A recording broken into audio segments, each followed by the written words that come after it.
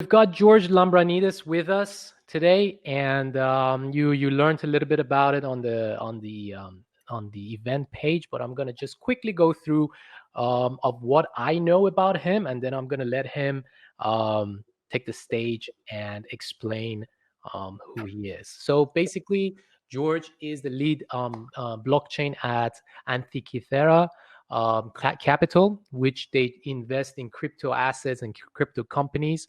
And he's also the founder of Node District, which is the wealth management platform that generates Bitcoin denominated returns. And he's going to tell us what that is in a little bit. Also, he's one of the crypto leaders in Cyprus, Greece, Europe, and he is very, very, very active in the market. So, George, let our audience know who you are. Hey everyone, thanks Hess, thank you for having me. As Hess said, I'm George, nice to meet you all from basically all over the world. We have Italy, US, Greece, Cyprus, only Australia left to join us. Let's bring people from Australia. You never know if someone is from Australia. Yes, obviously. So as you mentioned, I'm the lead blockchain of Antikythera Capital. Antikythera, it's a hedge fund based in the United States that primarily invests in crypto companies that had a meaning behind them to basically change the current financial system, the legacy financial system of today. We've been doing that for the past 3 years now, very actively. And we had some of our companies that we invest headquartered in Cyprus because we wanted to help Cyprus showcase itself. We had a huge opportunity back in 2013 Cyprus to shine. We missed that opportunity, but it's never too late. Now, before I've joined Antikythera Capital, I was studying electrical computer engineering in Boston University. There, I discovered my passion about Bitcoin. It was during my thesis. I wanted to investigate privacy, and Bitcoin showed me the way. And at the same time, during that time, in 2013, people from Cyprus and Greece knows what happened back in 2013 in Cyprus. The banks one day decided to close, and people lost basically all their money. And at that time also, debit cards couldn't work, credit cards couldn't work. You were limited of the amount of money that you could get from the ATMs. And especially for people that they were abroad and studying or living and having their money in Cypriot banks, they couldn't actually work. And we're going to go through a few stories there. And I know Hess has also his own story, so he can share that. You really want me to also? Oh yeah, yes, as well? yes. Yeah, because it's a great example. It is a great example. I think everybody has a story with the legacy financial systems. Yeah, exactly. Has like a problem with it. Okay, so at that time, yeah, it's like it was no brainer to me at that time to like Bitcoin was the whole way to go. Now, after that, after like my studies, I decided to educate people on Bitcoin, and so we started with I gathered a group of friends of mine, and we went through basically every hackathon we can imagine and we can find in order to showcase the power of this technology, of the Bitcoin, of the Ethereum, and demonstrate to people how it works and the benefits around it. And it was very fulfilling, and also one of our like best pride moments. It was when we educated teenagers with fully real-time interactive gamification event. that we did back in Greece. If I recall correct, there were like over 130 teenagers playing the games in order to learn exactly how things work. And when we finished playing the games and see them understand the whole concept, it was so great. It was fulfilling. It was fulfilling. So, first of all, George, I've known him personally for a while, and we clicked so quick because we had the same kind of vision and same kind of drive. And I can tell you from my side that he's been accelerating and growing and advancing in his market and industry. So, George, I always ask this question from all the speakers that join, all the guests that joined our event. And the question is, what was the first entrepreneurship moment of your life? Even if you were a little kid, right? What was the first thing that you've done that now when you look back, you're like, that was my first entrepreneurship moment? I was selling pizzas. How? Where? All right. Here's a funny story.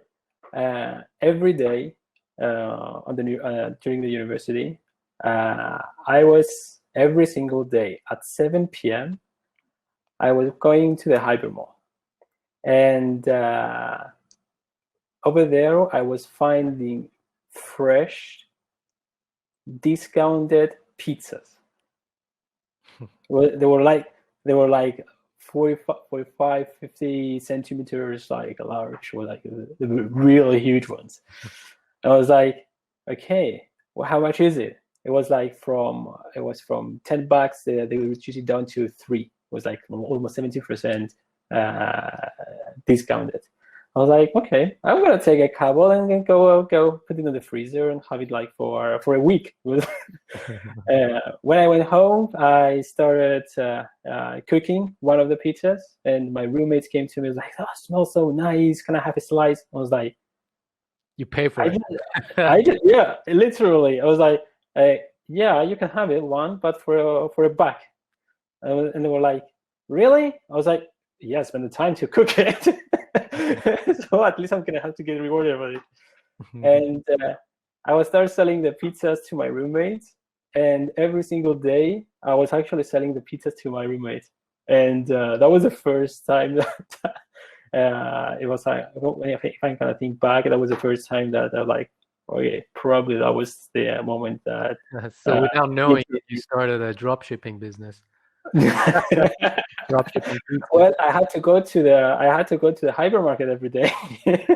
That's what you have to do. That with your supplier.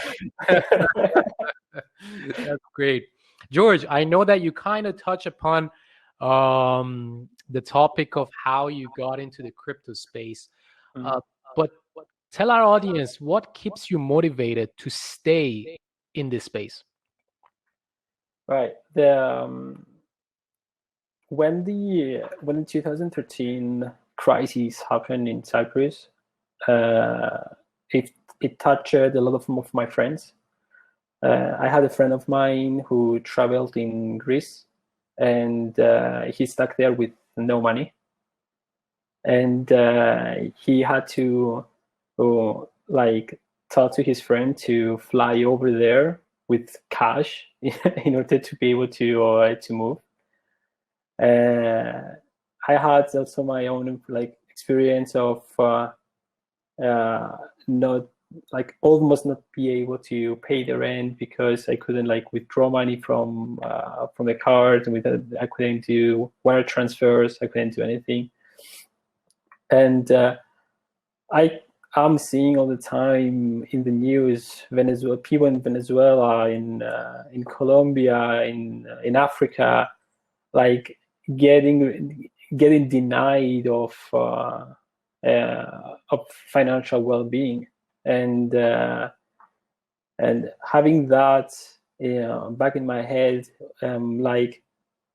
why the hell we're in the 21st century? Why the hell do we still have these problems? Those problems are problems that had been solved for ages now. and having that back in my mind is more personal. It's a driving force to see this technology and this movement of Bitcoin crypto that will eventually allow people to be free. It's not about liberty. It's not about rebellion. It's not about go against governments and all these things that we are hearing about. But it's all about to give finally the opportunity to people to be able to be not only financial free, but actual free. And there's nothing has to do with religions, ethnicities, language. It doesn't understand it, and that is drives me nuts to move forward and help with even with our ventures or our investments to drive these forward. I see. And yeah, you're right. It's not only the Bitcoin, because Bitcoin is just the financial part of blockchain. Is the whole blockchain that you can apply that to different sectors and different industries and different parts of people's lives that is decentralized. It's the decentralization, and that it's not only professionally means to you, it's kind of like a personal meaning. Yeah, you kind of feel it. Okay, so I believe you have a good reason to say. Well, I'll make it short and quick. So we were on a phone call yesterday about what to talk about on this event, and I told George a story which I'm going to share with you as well. So originally, I am from Iran, Persian, and there's a lot of issues with Iranians and restrictions, all that. So I had a problem with the banks that, as a citizen, as someone, legally clean, I couldn't even open up a bank account because some two other governments had a problem with each other, and I personally, which I was not involved in any sort of governmental and political situation, was affected because of them, right? So this is my personal story. I felt it on firsthand as a first immigrant, and especially Iranian immigrant. His own difficulties on its side. But I think that the world is tired. I mean, everyone has kind of a problem, has kind of difficulty and a challenge with this kind of political situation, that eventually we will move towards a solution which is decentralized. And I guess we're living in a very beautiful time. Are you happy? Now, yes. Now, yeah. I'm really happy. All right. So, George, let our audience that what are you involved in recently, and where you heading? Recently, I've launched was last May. I've launched a company in Cyprus. It's a software company that uses proprietary algorithms in order to create Bitcoin-denominated returns. And people are able to create an account and deposit their Bitcoin, and is using mix of proprietary technologies based on blockchain in order to take capitalizing on yield producing, and then they're able to produce more Bitcoin. And the reason we've chosen Bitcoin is not because it's the most liquid asset, but it's because of the whole story of Bitcoin. And Bitcoin is in a huge paradigm shift, and it's not only, as we see on the news, store of value, but it's a scalable payment solution that can solve a lot of financial problems that we have. And some people might say it's not scalable, and I'm saying that from now in order to not to waste your time to write it in the chat. The reason that I'm saying that is because there are tools like the Bitcoin Lightning that allows the network to scale. And right now we saw a huge growth on the Lightning Network from people, corporations, exchanges to use it, not only to save from the huge fees and delays, but also to make the payments way faster. Also, the other paradigm shift that Bitcoin has, it's a new monetary system. The way it's structured, it's self-scarce, is way scarce than gold. No one can produce more Bitcoin. No one can go into other planet and find another Bitcoin.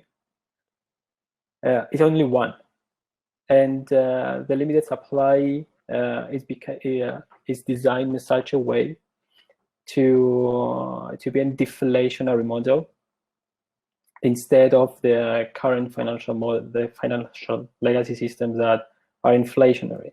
Right now, United States is trying to print another $2 trillion.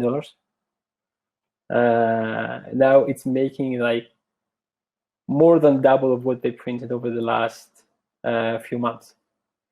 That is going to have a huge impact in our lives, especially when the inflation starts increasing to 2 to 5%. That means every chips, potatoes, milk, bread that you buy over the next couple of years, the prices are going to increase by 5%, but up to 5%. And the reason is because of the inflation. And the salaries that we are getting, right, they're not going to increase. So for that, we're going to have a huge problem. But on the other hand, Bitcoin, it doesn't have this problem. Bitcoin is an asset that one of the reasons that we have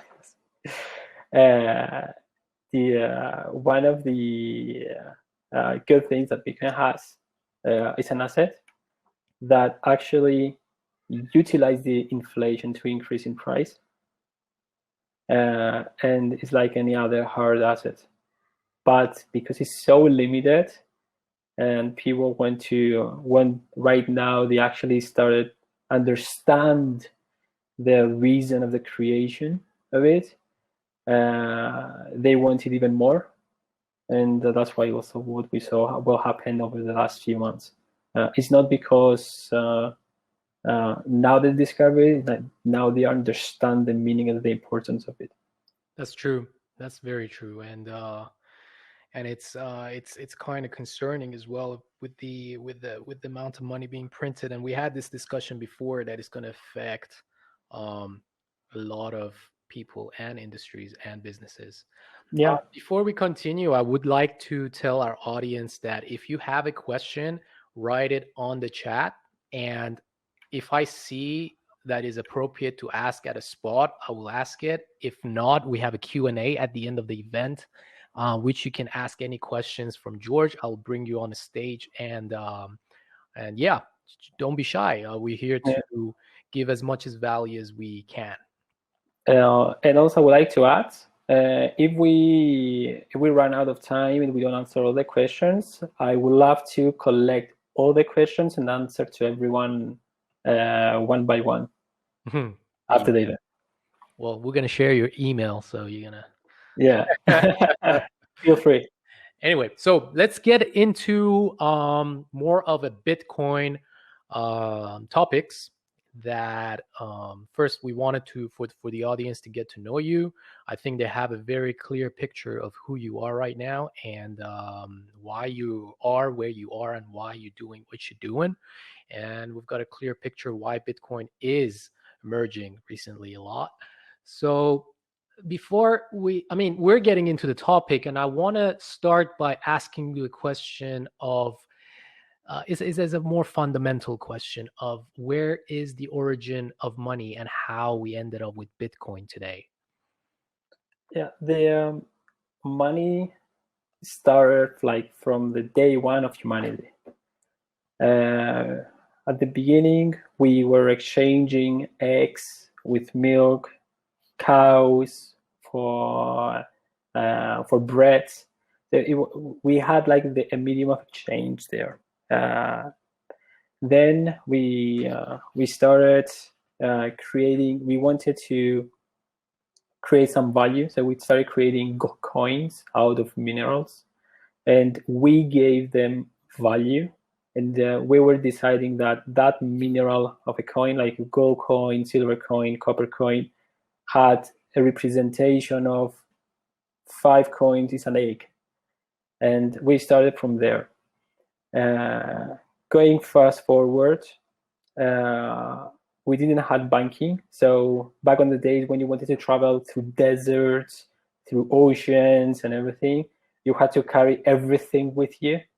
So basically, if you're like a wealthy person or a poor, like a middle-class person, and you had a bunch of coins with you, copper coins, silver coins, whatever it was at that time, you were actually had to carry them over. Now, Knight Templars, they came with one of the brilliant solutions. They created one of the first banking systems during their time. So what you do, they had a reputation as a trusted entities, let's call them. You go to them, you will go into them, give them your gold coins, your silver coins, what you had. They were giving you a paper that was telling exactly what you had. You were traveling the desert with just a piece of paper without carrying all your money with you. And when you arrived to the destination, you were finding another community of Knight Templars, and you were showing that paper that you were able to claim back from that your coins. So that was like the first, some of the first indications of a banking. So you deposited with them, you had the promise that they have that money, and you go to the other entity in another town, and you gave, okay, I have the promise from you, can I have my money back? After that, we were progressing. We saw the emerge of the US dollar. The US dollar originally was backed by gold, and you can actually claim $1 as $1 worth of gold. Now, countries like China, Korea, and all over from all over the world, they wanted to take advantage of that, and they were trying to claim as much dollars as possible in order to go and attack the United States that had at that time they had the most gold reserve, and they would try to go and get that reserve. So what United States ended up doing, because it was very powerful, still it is today. One day they decided to say, we decouple the dollar from gold standard in order to be able to save their reserves, not for any other reason. So actually they watched themselves, and but it was so powerful that at the end of the day, $1 was worth $1 because you believed that it's worth $1. It doesn't, and right now, if you go through history, $1 is worth less than 70 cents today, but still we believe it's worth it, $1. The same thing goes to euro. The same thing goes to any other currency. We believe that they're worth what they're saying they're worth. and that's the problem, that we believe them.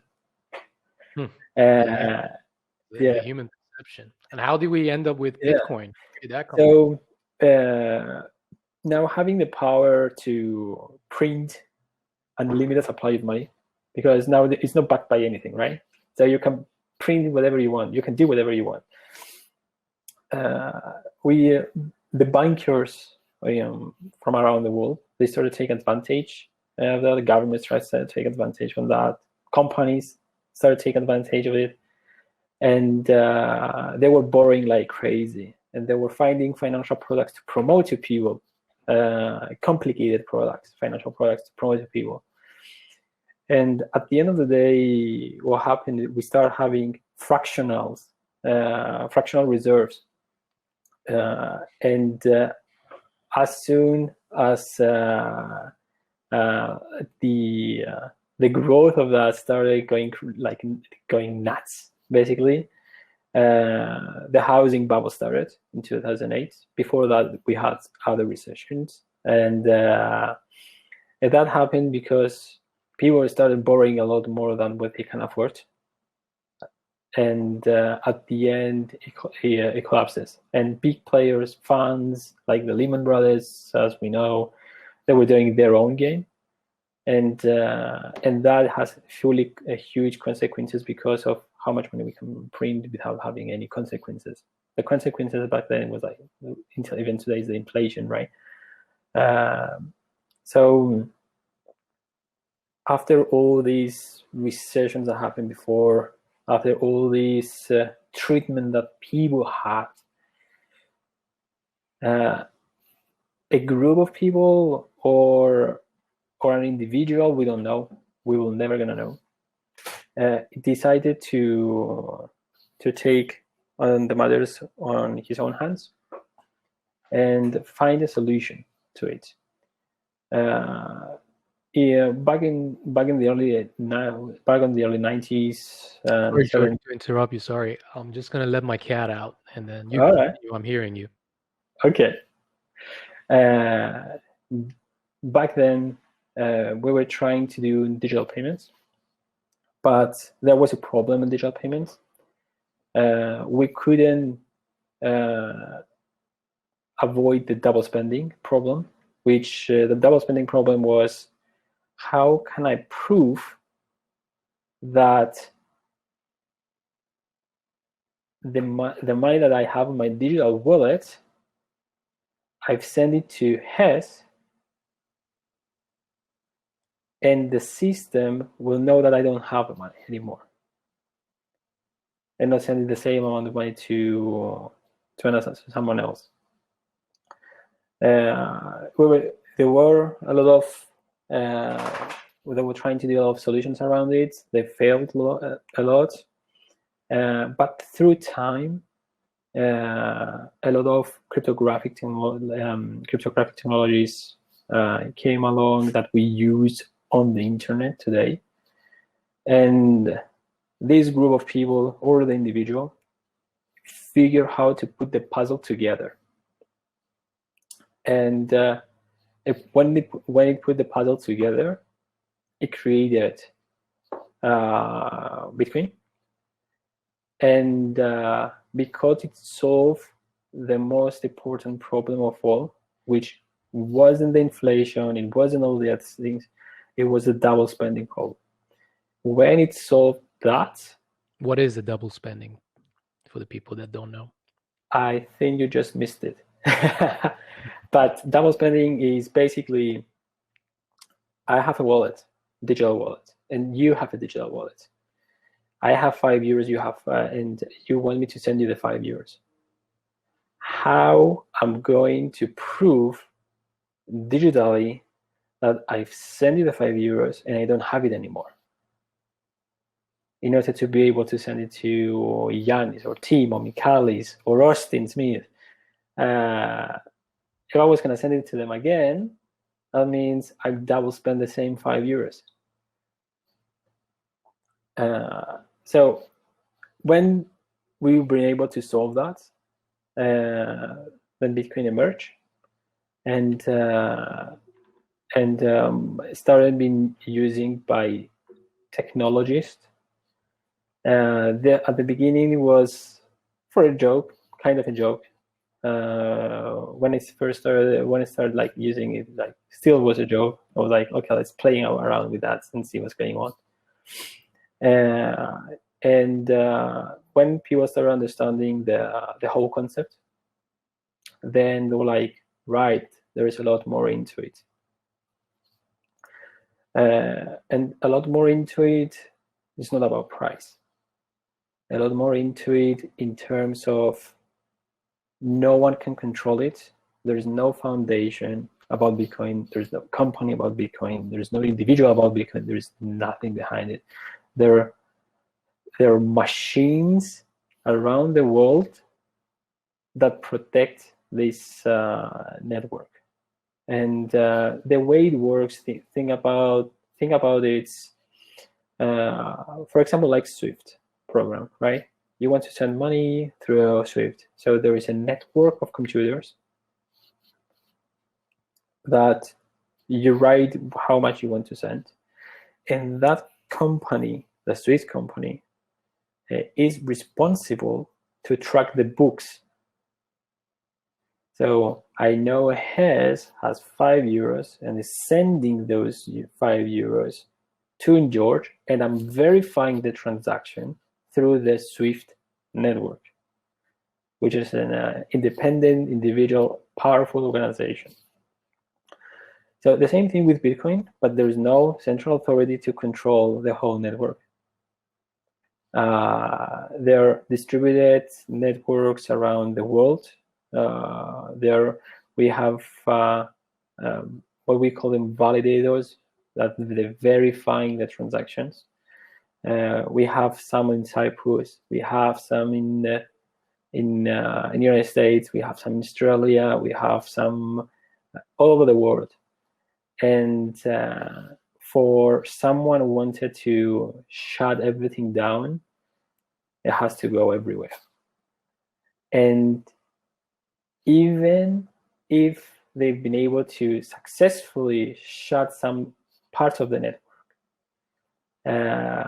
it's free, it's open source, and anyone can join. So another one can join. Me, I can join myself and validate transactions. You can join yourself, validate transactions. Everyone here, like 33 people here, they can join and validate transactions. That way, it's so distributed around the world they cannot get stopped. Fully decentralized. Fully decentralized and fully trustless. You don't have to trust anyone. What you're getting is what you're seeing. Exactly. And just to quickly close up a bit on this topic, what do you think the future of legacy financial system is? Or what's going to happen with the banks? What's going to happen with the financial institutions and all that, let's say in 5 years or 10 years? They're going to disappear. No, I'm kidding. Banks and legacy financial institutions, they have a choice. They have a choice to upgrade their model or to disappear. Because right now, there is so much into the technology that Bitcoin uses, the blockchain technology, that can make things so efficient that can replace the whole legacy financial system. Therefore, or they're going to upgrade to more efficient way to do things and more transparent to do things, or they're going to go out of business. And we start seeing that. We're seeing that through, for example, JP Morgan and other big banks. Right now, they're like starting changing their own perspective that it was like a few years ago, and trying to find use cases to utilize it, because they know that if they don't, then they will get replaced. And we can see that with the examples of decentralized finance that we can talk later, a little bit later on about it. Mm-hmm. All right. So, I mean, you kind of touched on the topic of cooperation and the financial institution, but let's get into like other businesses. Let's get away from the financial institution and a normal corporation, a normal institution.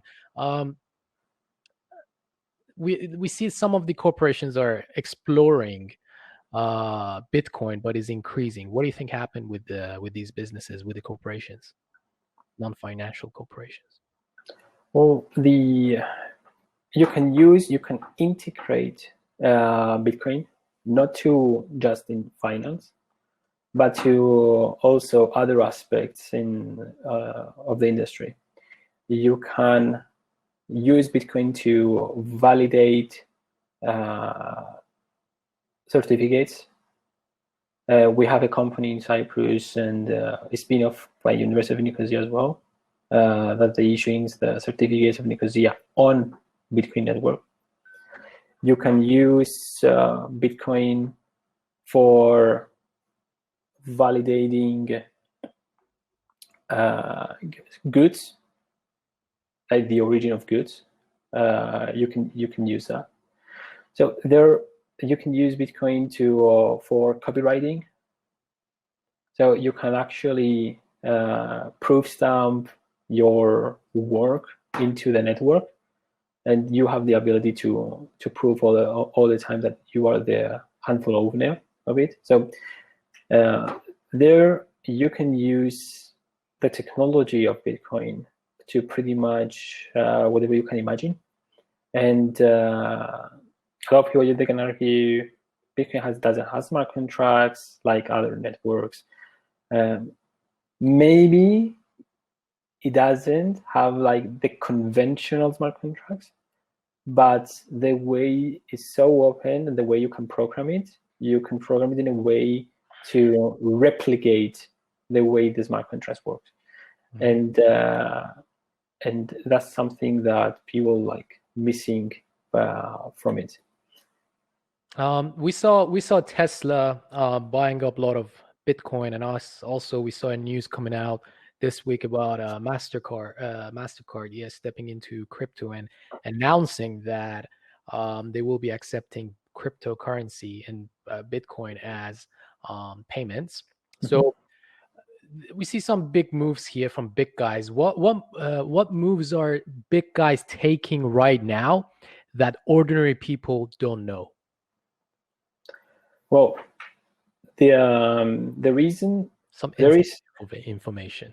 Yes, the main reason that big corporations are starting to get involved and buy as much as they can in a way is because public traded companies, for example, they use some of their revenue every month to buy bonds.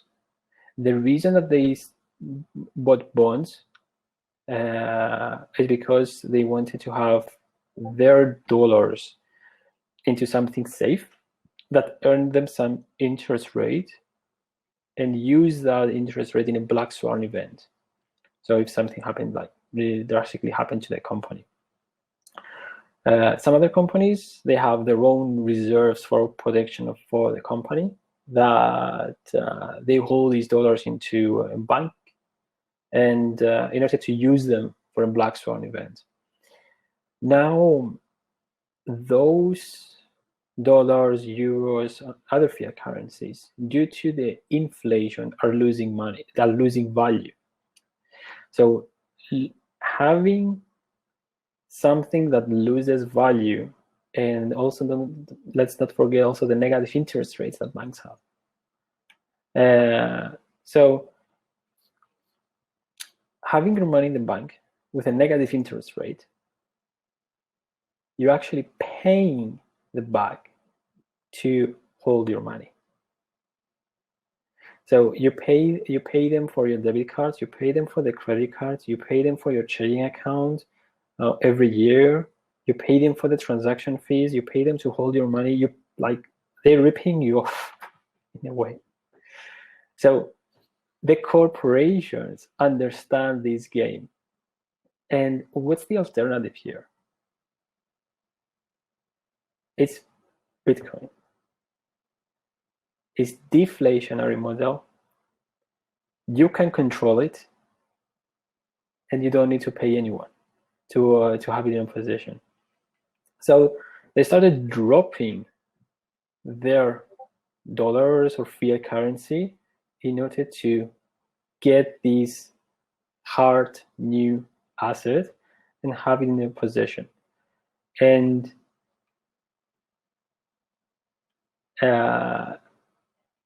that's why they're doing it. That's why they're doing it. Now, ordinary people need to start thinking, well, if those corporations are doing it, obviously they're doing it in order to gain financially. Their stocks getting more valuable over time. That's one effect. But what is why they are actually doing it? And when we start understanding the whole thing, that we can replicate it in our own lives as people. And I really want to start seeing people replicating what the big corporations are doing, because they're not doing it by accident.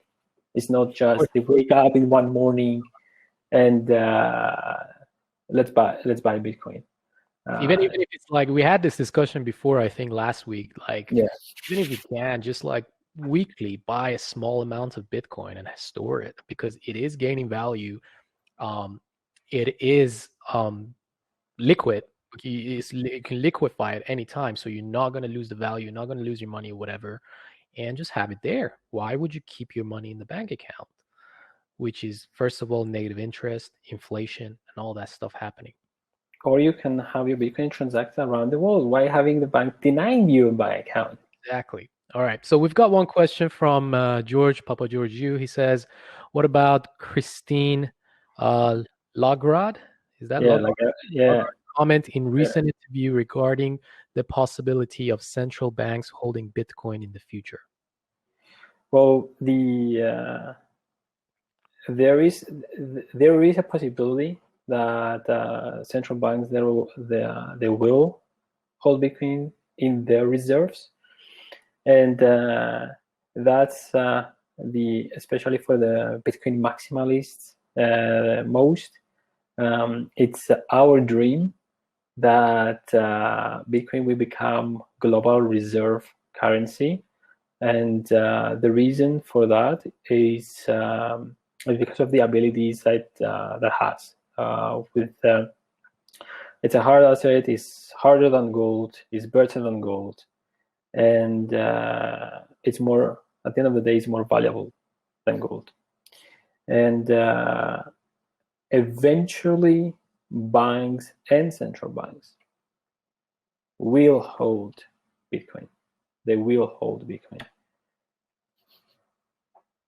Let's dive more into the topic and get more advanced in it, because I feel like the audience is craving more information and more trends and stuff happening. So you touched upon DeFi, the decentralized finance, several minutes ago. So first of all, I want you to explain what is DeFi for the people that don't know, decentralized finance, and can DeFi replace Bitcoin? I mean, how does the future look like? Yeah, category. Right. Decentralized finance, or money over the internet, was another way to call it, because sometimes it's getting a little bit more confusing if you call it decentralized finance, because you have to explain what is decentralization first and then finance. So basically, the decentralized finance is money over the internet. Now, DeFi is not a new thing. DeFi started from the day one that Bitcoin was born. Bitcoin is DeFi. So when DeFi started, Bitcoin, you could send money across the borders, no restrictions. Don't care about your ethnicity. Don't care about anything. You just send and receiving. Then after that, we started. We wanted to see something like more efficient. So when Ethereum came into the play, a group of people decided to say, right, let's create something more stable in order to be able to make a transaction between us. So we decided to create what we call Maker, and with Maker you could collateralize your underlying asset like Ethereum, and you were issuing DAI. DAI is it's a programmable stablecoin which is backed one-to-one programmatically into $1. So you could use that DAI in order to transact more stable between people. Now we're seeing the explosion, even bigger explosion. So we are progressing from there. So okay, Bitcoin started. Then we had something more stable. And after that, then what? Well, now we're seeing decentralized exchanges. So we can exchange value between us without any central authority. There are networks that you can collateralize and according with your credit score to get a loan. There are networks that you can get loans for, especially for people. Think about DeFi and money over the internet. It works perfectly for people in third world countries, Venezuela, Africa, and all these countries, because like those countries don't have access to anything. Those people don't have access to anything. So being able to getting access into what the legacy financial system was doing and doing for the primary countries is very key to them. And we will see a huge growth in the countries if we actually provide them the tools. And because decentralized finance doesn't care again about the ethnicity, about your language, about anything, it actually provides you the tools to be financial free in a way that small companies are going to emerge from those countries. You're going to be able to transact between your peers without caring if your money is going to get blocked or whatever rather happening today with banks. So DeFi and money over the internet is something emerging right now. We're seeing a lot of crazy things going on, but let's keep it clear and understand that money over the internet are going to help people, not only us, but also people in need. Imagine a disaster happens, right? And people need money. How are you going to send them there? Exactly. With no electricity. And the good thing, Bitcoin doesn't need the internet to work. Exactly. Okay. So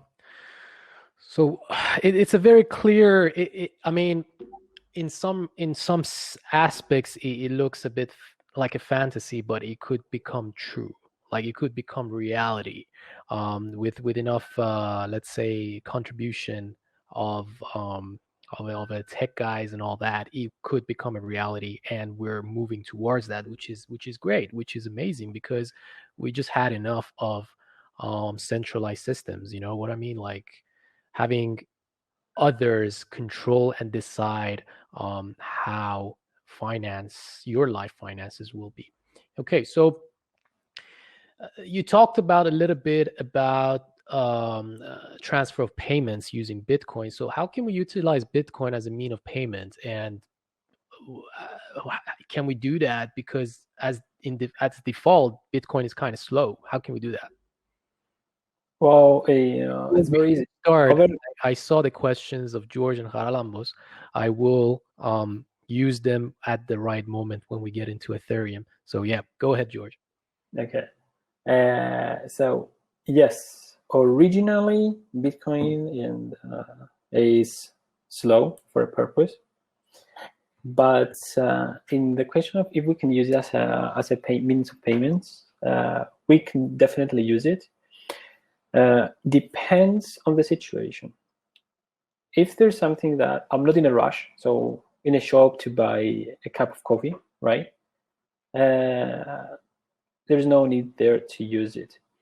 But if you want to use it, there is a tool, there is a protocol built on top of Bitcoin that is called Lightning Network. You can download an app on your phone that has Lightning Network enabled, and you can transact with Bitcoin through Lightning in a matter of seconds. And you can do as many transactions as you like, and only the final settlement of the transactions is going to be recorded on the Bitcoin. So think about it as a parallel universe of Bitcoin. So you have the Bitcoin blockchain that is recording all the transactions here, and then you have on top of it the Lightning Network chain. Everything happens here.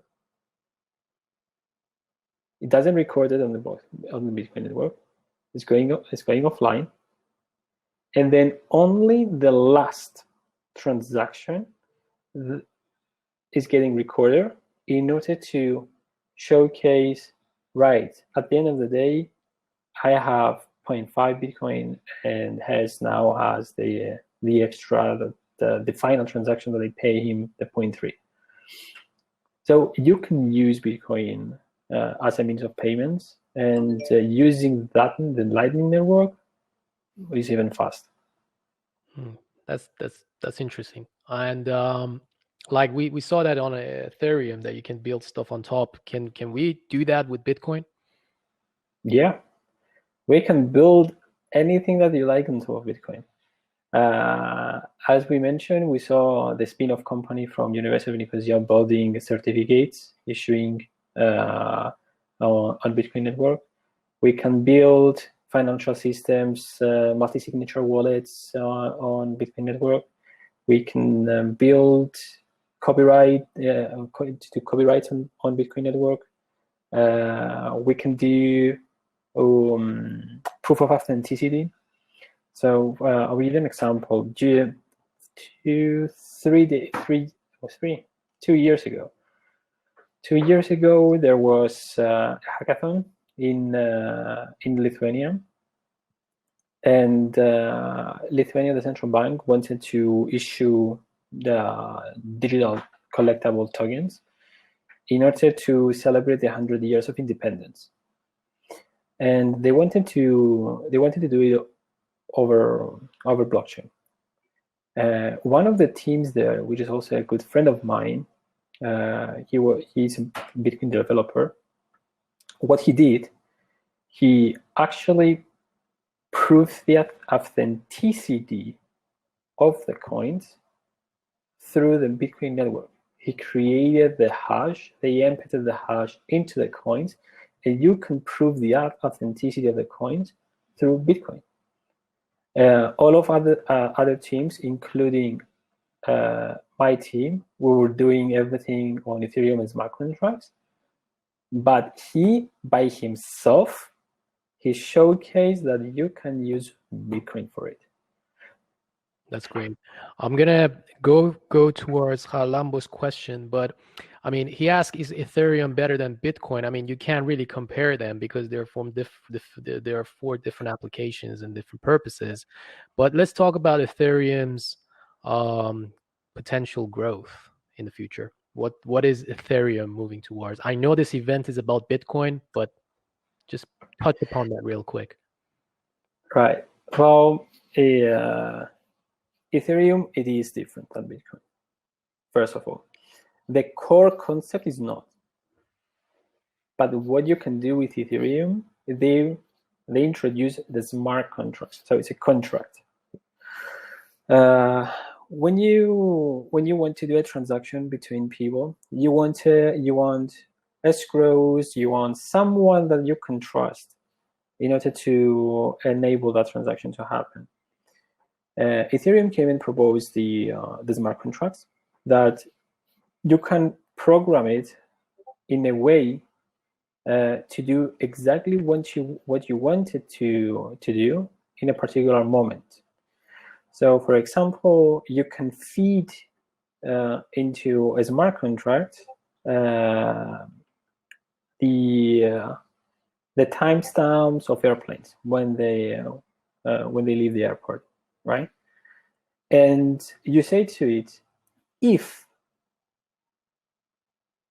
the flight is getting delayed by 30 seconds, automatically initiate insurance payment to the individual. So you don't have to wait for the insurance company to claim it, or to go to the airline and claim it. Yeah, it's there. You program it to do exactly what you wanted to do without having anyone in the middle. Very nice. And that's one of the gazillion examples that Ethereum can do. And it's all about the smart contracts here. Now, one of the reasons that people and state that is different than Bitcoin is because Bitcoin at the core does not support smart contracts. The way that Bitcoin supports smart contracts in order to allow it to do exactly what Ethereum can do is through a parallel chains that they are specific on smart contracts, and they can report back to the main one, which is the Bitcoin. But Ethereum on the core is built for the smart contracts. Excellent. So let's talk about like financial safety for our audience. What steps should our audience take in order to safeguard from Bitcoin fraud? Well, I mean, we hear stuff out there. What can you do to keep everything safe? First of all, do not trust anyone that's telling you that you're gonna make gazillions out of it, and trust them with your money. So before you do anything, always do your own research around the person or the company that is trying to sell you something. And when you get your Bitcoin, the best thing to do is to save it in your own wallet that you can control. If you cannot control your wallet, you have the counterparty risk of something happens. If that company that you got involved, for example, or if that e-shop that you got involved is fraud, they're gonna take it and leave it, and you cannot revoke a transaction, you cannot claim it back. There is no way. So the best thing to do, especially if you're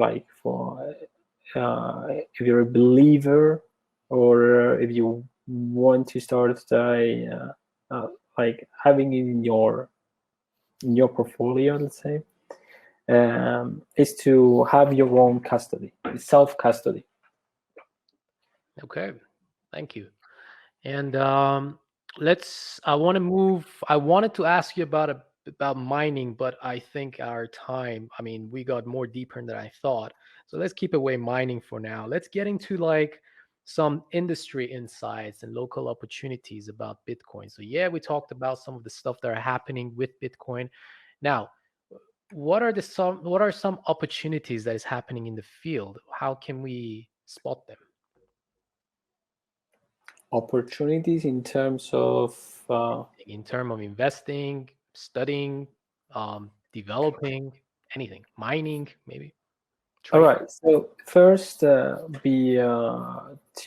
our audience, if you don't know anything about it, or if you know just like a few things about it, it's best to read and learn before you do anything. Before something is jumping 100% in value, it doesn't mean it's worth it. You need to be able to understand the reasons of the core reasons of that particular like opportunity, why it's an opportunity, and that is actually contribute to the greater good of this world, or it's like it's just another shiny thing that you're gonna make a buck out of it. So first of all, understand the whole spectrum, then trying to put yourself on the need of the other person, because in order to have a project, that means it's for someone. Try to put yourself in the need of that someone and understand if it's actually, are you going to be able to use it or not? And if you're using it, and if you're satisfying of what the whole offering is, then feel free to make an educated bet, because at the end of the day, whatever we do in the investing world is an educated bets. Great. Look, for our audience, from now on, whatever question that you're asking, I'm going to leave it for the end, because we're almost done with the interview here, and I really want to ask these questions as well. So I have your question right here, Chrysotomos. I have it. I'm going to ask it at the end. So let's talk a little bit about local stuff in Cyprus. So how do you find blockchain and crypto industry in Cyprus? I mean, what is the good, the bad, and the ugly? Right. So here, Cyprus, it's a place that was trying to get involved in the blockchain for years, but due to political reasons, mostly, we stay behind. In Cyprus, we have a lot of hidden gems as blockchain projects that doesn't show themselves, and the reason they don't show themselves is because they find very difficult to deal with Cyprus policymakers. And I've been dealing that with myself as well. When we first started the venture in Cyprus, like our primary reason that we started in Cyprus is because we wanted to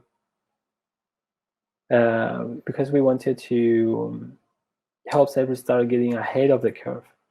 We went to all the policymakers. We went to all the major banks, central banks. We went to everyone, and they were playing that they knew everything, but at the end of the day, they didn't know anything, and they were making our lives miserable.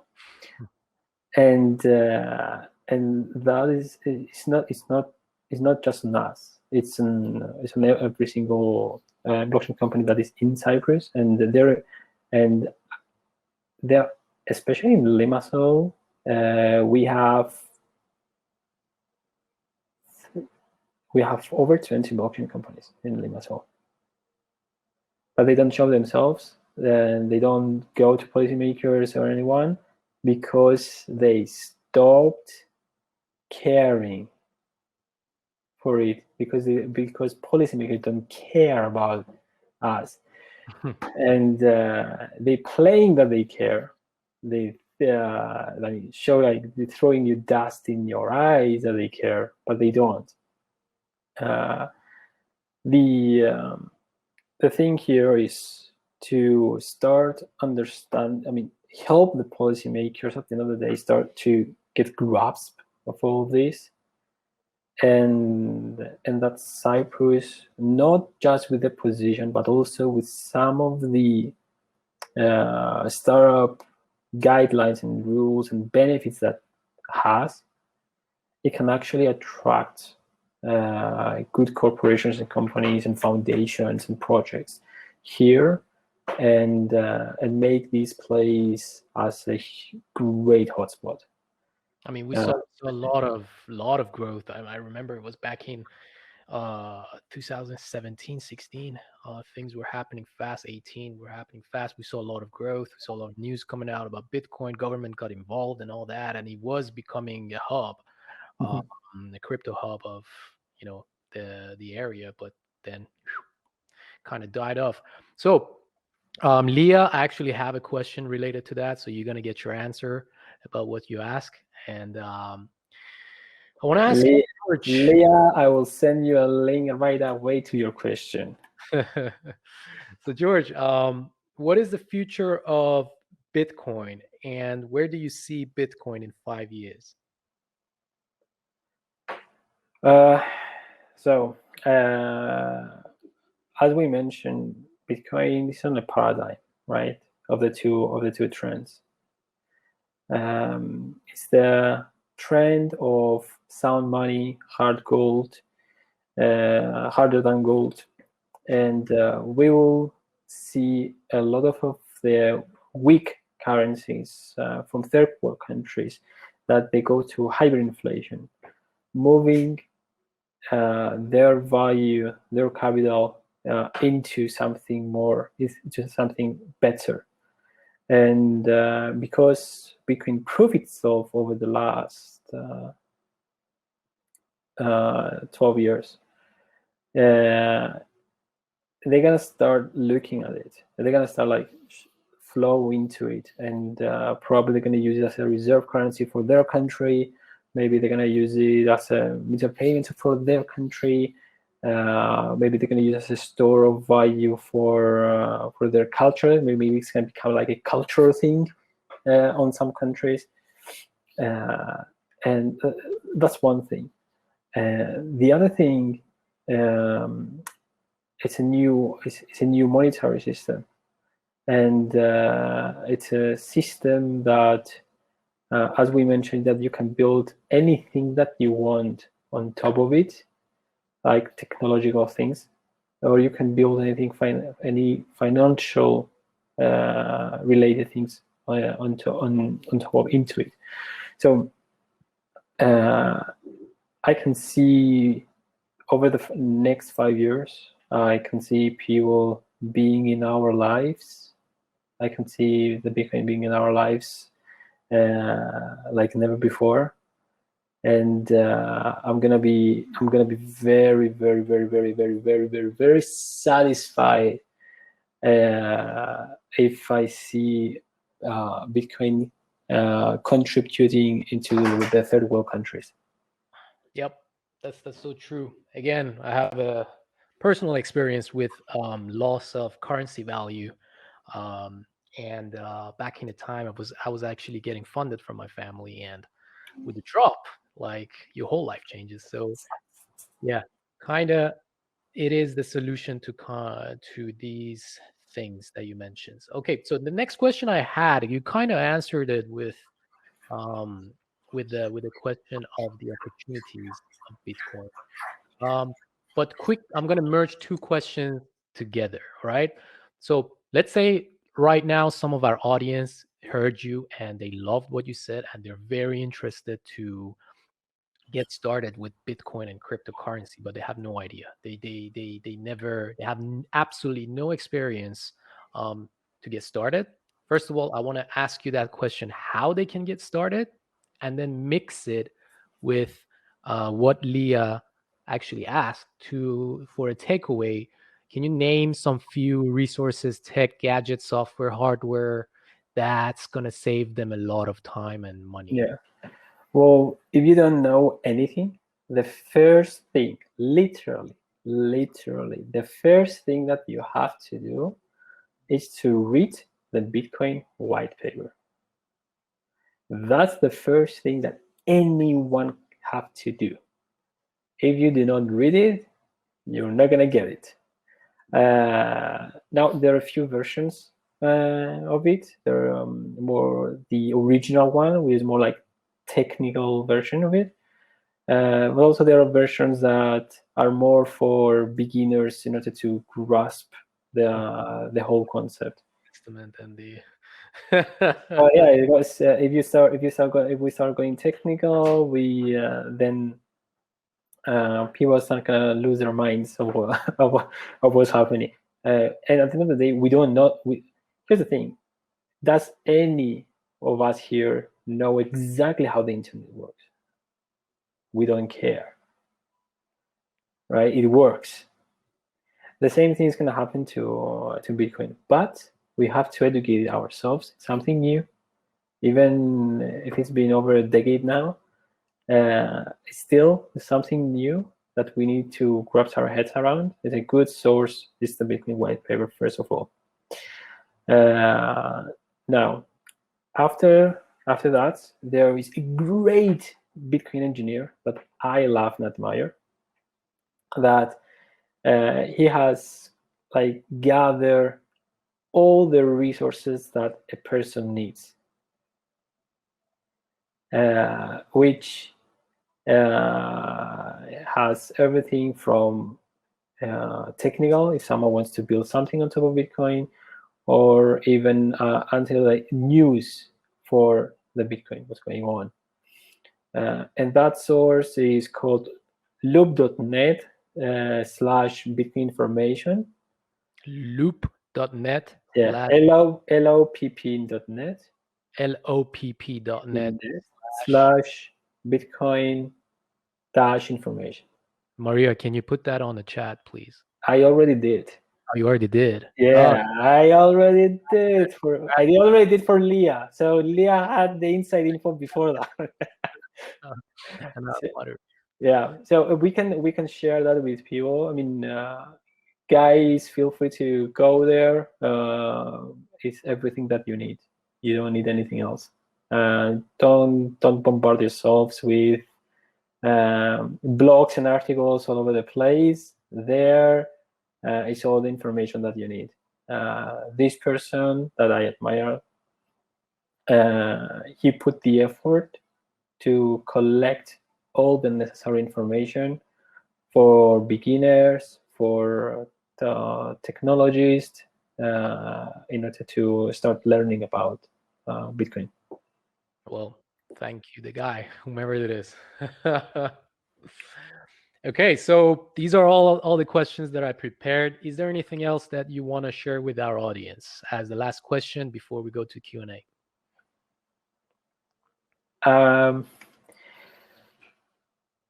What I wanted to share is do not get involved with Bitcoin just for the price action. Please don't do that. Learn about it. Find out why it's useful. Use it for yourself. Get some Bitcoin and send it to yourself. Send it to your friend. Call your friend in different country in the world and send it over and request it back later if you want, like if you really want it back. But use it, play with it, understand it. And when you do that, then your brains are going to open. That's the thing about it. No price action. Use it. Use it. And from my side, spread the word. When you use it, learn it, love it. Just have everyone else do it, because that's how we get this beautiful technology out there. It is out there right now. It's too late to stop it. It's spreading a lot, but for it to quickly get into the daily usage of our life.